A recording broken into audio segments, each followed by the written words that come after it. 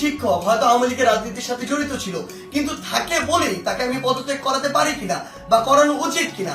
যে কেউ যে কোনো রাজনৈতিক আদর্শে বিশ্বাসী হতে পারে, কিন্তু আমার প্রশ্নটি হচ্ছে ওই রাজনৈতিক আদর্শে বিশ্বাসী হয়ে তিনি কি ক্ষমতার অপব্যবহার করে শিক্ষার্থীদেরকে চরমভাবে বাধা দিয়েছেন কিনা, শিক্ষার্থীদেরকে হেনস্থা করেছেন কিনা, কিংবা শিক্ষার্থীদেরকে কোনো একটি বিপদে ফেলেছেন কিনা, এই বিষয়গুলো আমাদেরকে লক্ষ্য রাখতে হবে।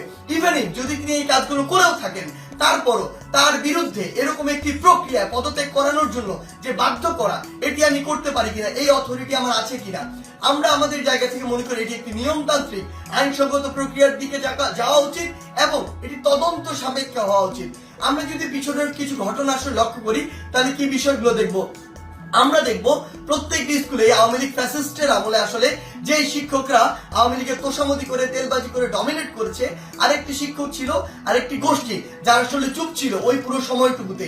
এমনটি ভাবার কোনো কারণ নেই যে তারা নিউট্রাল ছিল, তারা তাদের জায়গা থেকে হয়তো এমন আরেকটি দলের ছিল যে দলটি তখন ক্ষমতায় ছিল না। এখন বর্তমান সময়ে এসে ওই শিক্ষকদের উদ্দেশ্য হচ্ছে উপরের জায়গাগুলোতে প্রিন্সিপাল হোক কিংবা হচ্ছে প্রফেসর হোক কিংবা ভিসি হোক বা এরকম যে কোনো হেডমাস্টার হোক, যেই পদগুলোতেই হোক না কেন, ওই পদগুলোর ওই মানুষগুলোকে সরাতে হবে। যদি আমি সরাতে পারি তাহলে আমি এখন ওই পদটিতে গিয়ে বসতে পারবো।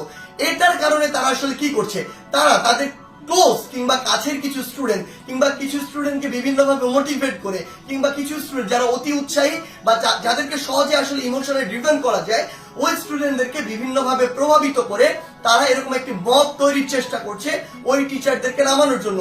বলার সময় এমন ভাবে বলছে সে যেন একজন ফেরেশতা, কিন্তু আলটিমেটলি তার উদ্দেশ্য ওইটাই যে ওই শিক্ষককে স্টুডেন্টদের মাধ্যমে সরিয়ে, স্টুডেন্টদেরকে জাস্ট টুল হিসেবে ইউজ করা হয়, সরিয়ে তাকে ওই পদটিতে গিয়ে বসতে হবে, এটি হচ্ছে তার উদ্দেশ্য। আবার এখানে আরো বিশেষ কিছু বিষয় রয়েছে। বিষয়গুলো হচ্ছে এরকম যে টিচারদের মধ্যে কিছু নোংরা পলিটিক্স রয়েছে। আসলে আগে হয়তো পূর্ব কোনো শত্রুতা ছিল বা পূর্বের কোনো একটি রাগ বা ক্ষোভ ছিল, যে রাগ বা ক্ষোভটিকে আবার এখন মেটানোর জন্য তারা এই ব্যবস্থাটুকু গ্রহণ করে। স্টুডেন্টদের যে সাইডটা, ওই সাইডটা কিন্তু আসলে জানে না যে এর ভিতরে কি কি পার্সপেক্টিভ রয়েছে।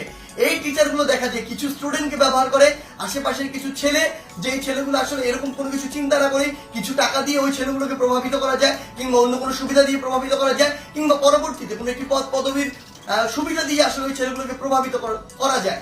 ওই সামগ্রিক বিষয়গুলো দিয়ে এই কাজটি করা হচ্ছে। কিন্তু আমাদের জায়গা থেকে সবচেয়ে গুরুত্বপূর্ণ যে কথাটি, সেই কথাটি হচ্ছে এই কাজটি একজন টিচারকে এরকম করায় বাধ্যতামূলক পদত্যাগ করানোর কাজটি আমাদের নয়, এই কাজটি আমরা করতে পারি না। এই কাজটি কেন করতে পারি না? কারণ হয়তো আপনি একজন শিক্ষককে এটি করালেন, কিন্তু এর প্রভাব পুরো বাংলাদেশের শিক্ষক সমাজে পড়েছে। আমার তো স্কুলে, ওই প্রাইমারি স্কুলের, কিন্ডারগার্টেনের, হাই স্কুলের এমন অসংখ্য শিক্ষক রয়েছে যাদেরকে আমি অনেক বেশি শ্রদ্ধা করি, যারা আমার জীবনের শিক্ষা গুরু, যাদের হাত দিয়ে আমি আজকে এই অবস্থায় এসেছি।